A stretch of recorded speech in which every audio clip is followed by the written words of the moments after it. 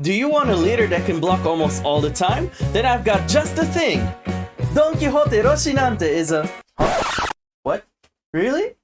Oh man, you gotta be... Kid is a 5-life, 5000 power yellow leader from OP10 Royal Blood that uses the new supernovas from this set to protect himself and his characters with his powerful leader ability.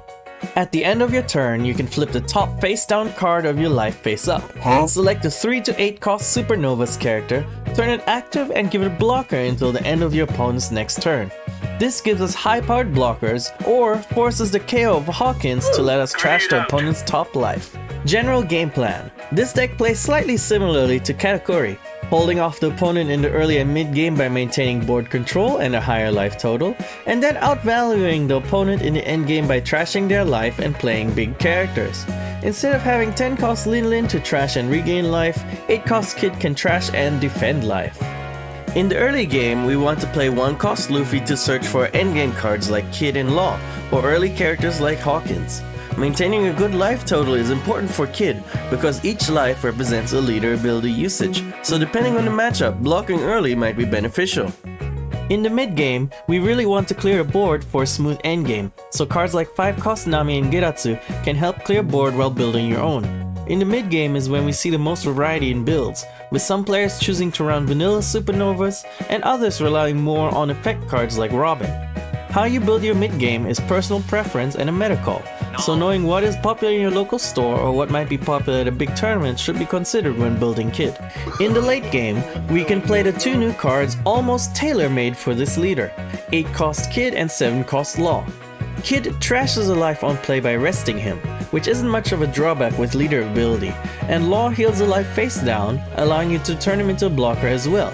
Besides these 2, most decks are running 10 cost Ace. Because if healing and rushing wasn't good enough, you can now block 2 if you still had some supernovas on board.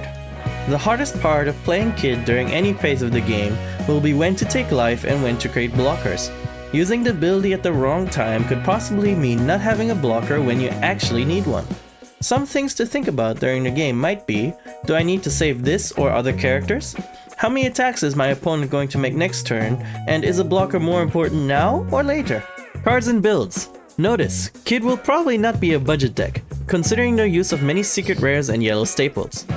The cards that you will find in almost every deck are Luffy, Hawkins, X-Drake, Law, Kid, and the common yellow staples in Shirahoshi, Geratsu, Satori, and Ace. Each deck also runs the promo Law, but as of the recording of this video, there's still no news on how these will be distributed in the West. From here, we start to see differences in builds, starting with this 5-0 flagship list that uses Nico Robin, Nami, and El Thor. This one stands out from the next 2 because it doesn't use the vanilla supernova cards. Which brings me to this top 32 Wave 2 Finals list that instead of Nico Robin in the 6-drop spot uses Cavendish and Scratchman Apu as an additional cheap blocker. There was another Kid in the top 32 during that tournament that also dropped the Nami to include the 5-cost vanilla Urog, Frankie, and some extra removal in Kingdom Come. If you want to see how these deck lists play, check out my past livestream here. I try out each deck list on the simulator, and based on that, these are my opinions on the flex pick cards. Nico Robin is good against control decks, and can force your opponent onto the defensive if they are a 4-life leader. Nami is an all-time yellow staple, but Kid in general doesn't run as many triggers as other yellow decks, so it's not as reliable.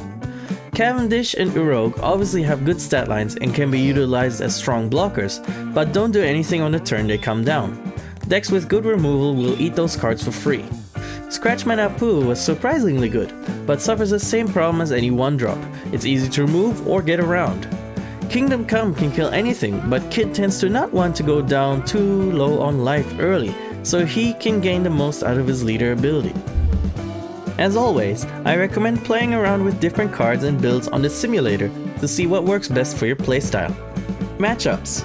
Blue Dofi. Still the bar to beat for most decks in OP10. Dofi can be a difficult matchup if they can set up an early board. Mulligan for removal cards like Geratsu or Nami, and high-powered blockers like Cavendish to protect life. Purple Luffy. Similar to Blue Dofi, but instead of Swarm, Luffy brings power in Luffy Taro and 9-drops. Mulligan for removal if you run Nami, but Geratsu won't help in this matchup, and try to find Kid and Hawkins to pressure their life or Law to survive. Blackbeard. Skill matchup like it is for most non-red decks, one benefit we get is that characters negated by 10 cost Blackbeard can still use blocker if it was granted by Kid's leader ability. Try to pressure life while keeping a big board. Mulligan for a good curve, and remember that Blackbeard can't KO 7 and up without Van Augur or Stronger, since most don't run Laboon anymore. Lucci. Removal makes blockers weaker, so try not to rely on vanilla cards against Lucci. Mulligan for strong effects like Hawkins, Kid, and Ace. Shanks. Similar to Blackbeard, you want to maintain a good board and pressure life. Shanks' leader ability means playing off curve by 1 if we want to hit him, which isn't as huge of a problem for Kids since we have access to good cards at each stone point. Mulligan for a good curve -1.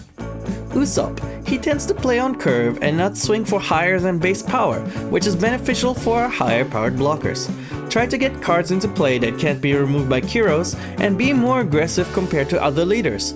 Usopp doesn't generally threaten to win the game until their board is completely filled up. Mulligan for aggressive starts like Hawkins, Vanillas, and Kid. In conclusion, this leader excels at board control through combat, utilizing powerful blockers and restanding to keep characters alive. While weak to effect-based removal, Kid has the tools to stabilize in the endgame against aggressive decks by using life gain and high-powered blockers, while new Supernova cards also help in denying resources from the opponent. This deck requires careful decision making in when to use leader ability and blockers, but in turn grants versatility against both aggressive and control decks. While not a beginner deck due to cost, learning to play this deck well means becoming a better One Piece player in general, so even if you can't play it in real life, I recommend running it for a few games on the simulator. If you enjoyed this guide, please don't forget to like and subscribe, and let me know what deck guide you would like to see next. Bye! The One Piece! Can we get much